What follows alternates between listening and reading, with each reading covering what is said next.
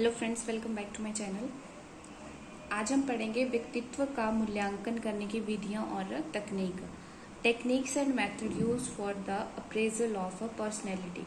कल हमने पढ़ा था कि मापन किस प्रकार किया जाता है व्यक्तित्व का और कौन कौन से तत्व उसके मापन के लिए ज़रूरी है। ठीक है, आज हम इसकी टेक्निक्स पढ़ेंगे। तो जो इसका इवेल्युएशन होता है, जो किस प्रकार से किया जाता है, तो फर्स्ट है व्यक्तित्व का मूल्यांकन करने के लिए प्रचलित विधियों को प्रायः आत्मनिष्ठ विधियों, वस्तुनिष्ठ विधियों और प्रक्षेप्य विधियों में विभाजित किया जाता है।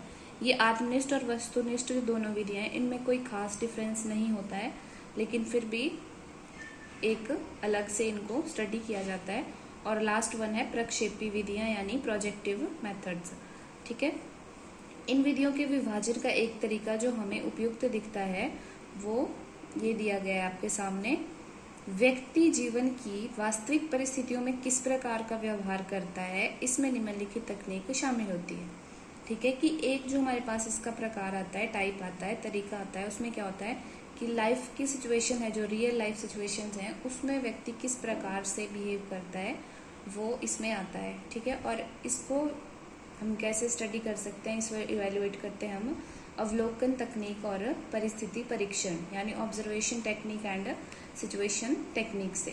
ठीक है, फिर दूसरा आता है, दूसरे वर्ग में वे तकनीकें आती हैं जहां हम इस बात का पता लगाने की चेष्टा करते हैं कि अपने बारे में व्यक्ति क्या सोचता है। ठीक है, फर्स्ट जो था वो उसकी लाइफ की जो रियल सिचुएशंस थी उससे रिलेटेड था, और जो सेकंड वन आता है उसमें आता है कि जो व्यक्ति है वो अपनी जो स्वयं के बारे में उसकी सोच है वो क्या है। ठीक है, तो इसको हम स्टडी करते हैं तीन टाइप्स में।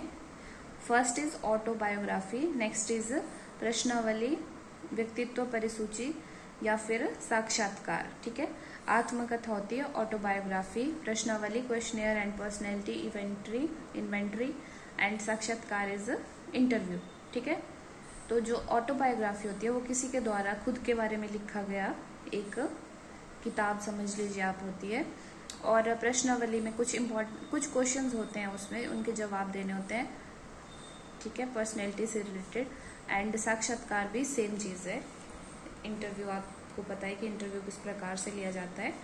और नेक्स्ट आता है तीसरे वर्ग में वे तकनीक आती है जहां हम यह पता लगाने की कोशिश करते हैं कि दूसरे व्यक्ति उस व्यक्ति के बारे में क्या कहते हैं जिसके व्यक्तित्व का मूल्यांकन किया जा रहा है। ठीक है, तो जो थर्ड टेक्निक है वो क्या आती है कि जिसके बारे में हमें इवेल्युएट करना है उसके बारे में हमें दूसरे लोगों से पूछना है। फॉर एग्जाम्पल जीवन कथा या जीवन वृत्तांत, बायोग्राफीज, कोई दूसरे के बारे में लिखता है कभी, जो व्यक्ति इतिहास, केस हिस्ट्री, रेटिंग स्केल। ठीक है, एंड समाजमिति विधि या समाजमिति तकनीक। ठीक है, फिर नेक्स्ट आता है प्रक्षेपी विधियां, प्रोजेक्टिव टेक्निक्स। ठीक है, प्रक्षेपी विधियां, प्रोजेक्टिव टेक्निक्स। तो ये क्या होता है, ये विधि प्रक्षेपण प्रक्रिया पर आधारित होती है। प्रक्षेपण का अर्थ किसी क्रिया अथवा वस्तु विशेष में अपनी भावनाओं और आकांक्षाओं एवं व्यक्तित्व संबंधी विशेषताओं का प्रतिबिंब दिखाई देता है। ठीक है, तो इसमें क्या होता है कि अगर हम किसी व्यक्ति का व्यक्तित्व का इवैल्यूएशन कर रहे हैं तो उसको हम प्रोजेक्टिव मेथड का प्रयोग करेंगे।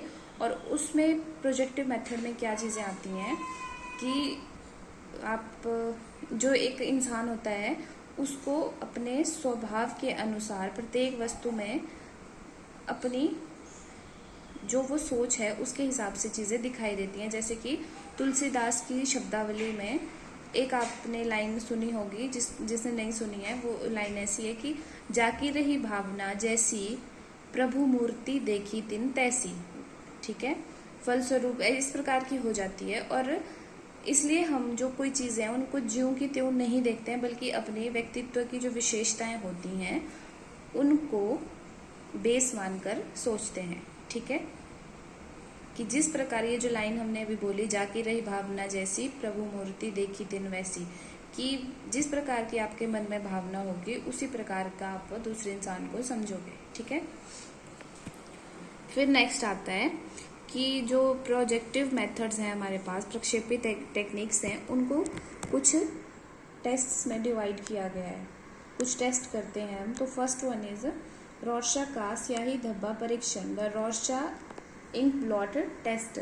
और जो रॉर्शा थे वो एक आर्ट के टीचर के बेटा था वो, और वो स्विस मनोवैज्ञानिक थे। ठीक है, इसमें क्या होता था कि 10 कार्ड्स लेते थे जिन पे स्याही के धब्बे बने होते थे, कुछ आकृतियां बनी होती थी, उनमें से 5 पर ब्लैक कलर की आकृतियां होती थी और 2 पर रेड एंड ब्लैक और 3 अलग अलग कलर और शेप्स में होती थी। ठीक है, फिर और जो ये आकृतियां होती थी ये बिल्कुल सारहीन होती थी, इनका कोई अर्थ नहीं होता था। नेक्स्ट है परीक्षा लेने का ढंग, की जो परीक्षा हम लेते थे इस पे, ये जो टेस्ट करते थे वो कैसे करते थे कि कार्ड्स जो थे उनको विशेष क्रम में एक एक करके जिस व्यक्ति का मूल्यांकन करना होता था, जिसकी पर्सनैलिटी का हमने वैल्यूएशन करना होता था, उसके सामने इसको रख देते थे। फिर उसको डायरेक्शन देते हुए उसके सामने पहला कार्ड रखना, उसके बाद जो भी उसको इवेलुएट कर रहा है वो इंसान उससे पूछेगा कि आपको इस कार्ड पे क्या दिखाई दे रहा है, तो फिर वो उन चीज़ों को सबको नोट करते रहेंगे। ठीक है, फिर व्यक्ति को जितना टाइम एक पक्ष को देखने के लिए चाहिए, उसको अपने रिएक्शन देने के लिए चाहिए, वो पूरा समय उसको दिया जाता था, और फिर वो उन कार्ड्स को किसी भी तरह से उलट पलट करके देख सकता था। ठीक है, फिर नेक्स्ट क्या होता है कि जो आपके पास वो रिएक्शंस दे रहा है उनको आप नोट कर रहे हो, फिर उनको नोट करने के बाद आप उसके चेहरे पे जिस प्रकार के इमोशंस आएंगे, भाव आएंगे, उनको रिकॉर्ड करेंगे अपने पास, और एक एक करके जब सभी पत्र व्यक्ति के सामने रखे जाएंगे तो उसके पश्चात क्या होगा कि एक बार फिर उन्हें उसके सामने रखकर पूछा जाएगा कि उसने जो पहली बार जो देखा था उस आकृति में क्या था। ठीक है, यानी कि उस प्रोसेस को दोबारा से उलट पलट करके रिपीट किया जाएगा। नेक्स्ट आता है कि उत्तरों का अंकन, विश्लेषण और व्याख्या, की scoring, analysis and interpretation of the text, की अंक लगाने के दृष्टिकोण से व्यक्ति के द्वारा जो भी अनुभूतियां व्यक्त की जाती हैं या फिर उसके द्वारा जो उत्तर दिए जाते हैं उन्हें विशेष प्रकार के चिन्ह प्रदान करके 4 कॉलम्स में डिवाइड कर दिया जाता था। और ये वो 4 टाइप्स हैं, location, content, originality and determinants. ठीक है, तो ये आपको ज़्यादा पढ़ने की ज़रूरत नहीं है, लेकिन आपको इतना ध्यान होना चाहिए कि जो हर एक इसका आपके पास पार्ट आएगा इसका स्कोरिंग कैटेगरी का, तो उसमें हर एक को 4 पार्ट्स में 4 कॉलम्स में डिवाइड किया गया है। ठीक है, और फिर उसके बेस पे आपको आगे ये सब जो आपका टेस्ट होगा ये वो रॉर्शा वाला टेस्ट होगा वो कंप्लीट होगा। ठीक है, आगे आता है प्रासंगिक अंतर्बोध परीक्षण, यानी थीमेटिक एप्रिसेप्शन टेस्ट, TAT। ये दिया था मुर्रे और मॉर्गन ने। इसमें आपके पास टोटल 30 कार्ड्स होते थे। ठीक है, पिछले वाले में 10 होते थे, इसमें 30 होते थे। और जिसमें पीछे वाले में जो था, इस वाले में क्या था आपको कि जीवन, व्यक्ति के जीवन की, जो मानव जीवन था उसकी सारी सिचुएशंस को पिक्चर्स के द्वारा बनाया गया था। इसमें से 10 कार्ड जो थे उसमें लेडीज जो औरतें थी उनके बारे में था, और 10 में पुरुषों के बारे में था, और बाकी जो 10 बच जाते थे उनका यूज़ किया जाता था टेस्ट लेने के लिए। ठीक है, ये परीक्षा 2 बार ली जाती थी, हर बार 10 कार्ड का प्रयोग किया जाता था।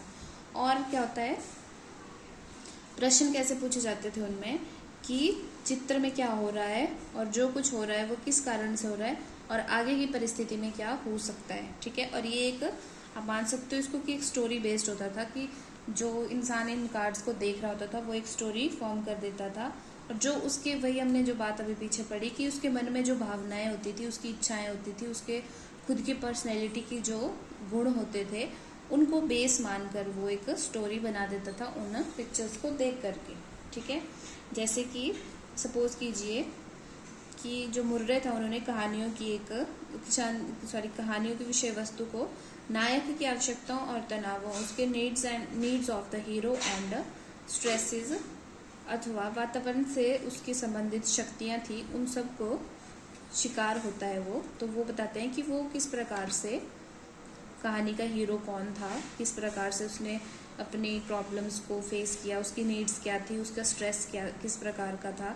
तो जो इंसान जिस तरह से सोचेगा वो उस प्रकार की स्टोरी बनाएगा। ठीक है, और नेक्स्ट वन आता है आपके पास बालकों का अंतर्बोध परीक्षण। तो इसमें आपके पास क्या आएगा, बालकों का अंतर्बोध परीक्षण, चाइल्ड एप्रिसेप्शन टेस्ट CAT, ये आपके पास डॉक्टर लियोपोल्ड ब्रेल्क ने 3 to 10 ईयर्स के बच्चों के लिए बनाया था। ठीक है, क्योंकि जो हमारे पास ऊपर वाला टेस्ट था TAT था, तो वो किशोरों और प्रौढ़ व्यक्तियों के लिए यूज़ होता था, जिसके छोटे बच्चों के लिए हम अच्छी तरह से उसका प्रयोग नहीं कर सकते थे, राइट। तो इसकी जो हमारे पास शिक्षण सामग्री होती है, टेस्ट मटेरियल होता है, वो क्या होता है इसका, इसमें भी 10 कार्ड्स थे, लेकिन जो TAT था उसके अंदर जो ह्यूमन था उसकी लाइफ की सिचुएशंस थी, और जो ये वाला था CAT, इसमें जानवर की लाइफ की सिचुएशंस थी। अलग अलग जानवरों की लाइफ सिचुएशंस को दिखाया गया था और उनके बेस पे बच्चे को स्टोरी फॉर्म करनी होती थी। ठीक है, तो फिर जब बच्चा या कोई भी कोई स्टोरी फॉर्म करता है तो उसमें एक हीरो होता है। ठीक है, एक जो स्टोरी बना रहा है उसकी थीम होती है और एक उसकी एंडिंग होती है। तो ये सारी चीज़ें उसमें इंक्लूड होती थी। एक ये टाइप आता था उसका। फिर फोर्थ वन है आपके पास शब्द साहचर्य परीक्षण यानी वर्ड एसोसिएशन। तो इसमें क्या होता था कि जो भी आपकी पर्सनैलिटी का टेस्ट ले रहे हैं वो क्या करते थे कि एक एक करके बहुत सारे शब्द बोलते थे, और जैसे मैं कोई भी शब्द बोल रही हूँ, मैं पेपर बोल रही हूँ या फिर कोई एंट्रेंस बोल रही हूँ, कोई सिटी बोल रही हूँ, मैं जो भी वर्ड्स बोल रही हूँ कंटिन्यूटी में, तो आपके माइंड में उन वर्ड से रिलेटेड फर्स्ट वर्ड जो भी आएगा तो वो आपको बोलना है। चाहे वो वर्ड सही है गलत है वो मैटर नहीं करता है, लेकिन आपको वो वर्ड बोलना है। तो इस प्रकार जिस तरह से फिर उनको बच्चों को डायरेक्शन दी जाती थी, वो एक एक करके अपने बोले गए शब्दों को उत्तर की तरह प्राप्त करते थे, और उनको क्या लगता था कि वो जवाब देने में सक्षम है। और फिर ये भी सोचा जाता था कि उसको बच्चे को जो है कितना टाइम लग रहा है उसको जवाब देने के लिए और उन वर्ड्स को सोचने के लिए। ठीक है, और लास्ट वन आता है आपके पास वाक्य पूर्ति परीक्षण। ये भी सेम है, लेकिन इसमें क्या होता है कि एक सेंटेंस अधूरा वाक्य बोलना होता है और बच्चे को वो पूरा करना होता है। सपोज कीजिए जैसे मेरी इच्छा है कि मैं क्या करना चाहता हूँ, जो हर कोई अलग अलग चीज़ें करना चाहता है, या फिर मेरे जीवन का लक्ष्य जो भी है, या मेरे आदर्शों का नायक कौन, मीन्स कोई भी आप सिंपल सी लाइन भी बोल सकते हो कि मैं घर जाऊँगा, मैं घर आगे जा रहा हूँ, नहीं जा रहा हूँ, घर पर हूँ, कोई भी लाइन आप उसके रिलेटेड बोल सकते हो। ठीक है, तो ये थी कुछ टेस्ट आपके पास जो प्रोजेक्टिव मेथड से रिलेटेड थे, और इसके कुछ दोष हैं, उसकी कुछ लिमिटेशंस हैं, वो आप ऐसे सुन लीजिए कि ये एक बहुत कॉस्टली टेक्निक होती है। इसका यूज़ अगर हम सभी परीक्षणों के लिए इसका प्रयोग करने लगेंगे तो ये बहुत महंगा होगा। ठीक है, और ये एक कॉम्प्लिकेटेड समस्या होती है, क्योंकि इसमें क्या होता है, जो हमारे पास जवाब आते हैं वो अधिकतर जो होते हैं वो गलत होते हैं, उनका निष्कर्ष जो रिजल्ट आता है वो गलत होने की संभावना होती है, क्योंकि लोगों को पता होता है कि हमारा टेस्ट हो रहा है, तो वो बनावटी भी कोई काम कर सकते हैं अच्छे स्कोर गेन करने के लिए। और इस प्रकार के परीक्षण को करने और आंकने में के कार्य में काफ़ी समय खर्च हो जाता है, काफ़ी टाइम लगता है। ठीक है, टाइम कंज्यूमिंग है ये। तो ये आज आपका पर्सनैलिटी का चैप्टर ख़त्म होता है, कल हम इसके क्वेश्चंस करेंगे। ठीक है, थैंक यू सो मच।